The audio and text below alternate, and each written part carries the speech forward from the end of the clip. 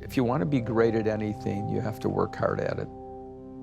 But I have a hard time believing you could ever be great at anything that you don't love, if you don't have that passion. Rich has made an incredible impact in the restaurant scene, not only in Chicago, but across the country. There's no one that's accomplished the breadth and quality of work that he's done. Never stops. I don't want to be the biggest restaurateur. I don't want to be the richest restaurateur. It's not what drives me. I grew up in Logan Square. I thought I had a terrific childhood. I mean, it was like a tenement and a bunch of neighbors. Everybody knew each other's business. My dad got in the restaurant business, and my mother was a waitress. It wasn't like being a server today. It was, frowned upon. The bosses were tough. The kitchen was tough. Some of the chefs were throwing the plates back at him. When I met Jerry Orzov, who became my best friend, my mentor, my partner, we had a lot of things in common. One of the things we had in common was both our moms were waitresses. Jerry symbolizes the beginning for Richard. Jerry just said, yeah, sure, kid, whatever you need. And we decided when we went into business that we wanted to make this the best possible place for servers to work. And that's been one of the keys in terms of our culture, that we treat our people well.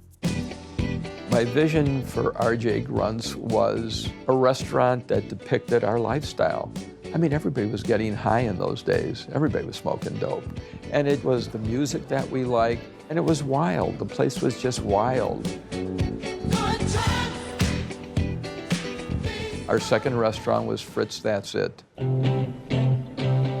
Named after a reporter with the Sun-Times who we didn't like. Most people name restaurants after children or people they like, and we thought this guy was goofy, and we named it after him, and we thought it was funny. I never wanted to leave Chicago. It was fun, and I felt if I did the same restaurant over and over again, I probably couldn't do too many in Chicago.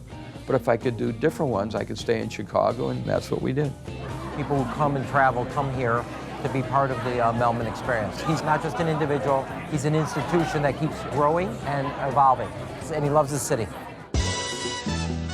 I'd say he's primarily an artist. I don't think he ever stops thinking about the next possible thing he might create. Within the restaurant business, I think his biggest legacy will be that he created the idea that a company could do more than one restaurant of different kinds in the same city. Part of the culture he created with Let Us Entertain You was really instilling that he cares about people. He's constantly working with new talent and chefs to see what fits his vision. His commitment is not only to his own development, it's to the people around him as well. They need to be happy, they need to be growing, they need to be developing. It's everything he does.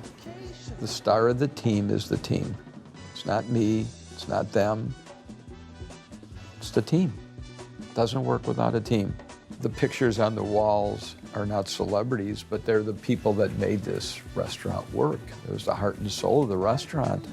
It's the kids that worked here. And always the most important thing to me were the kids that worked here. They're my celebrities, yeah.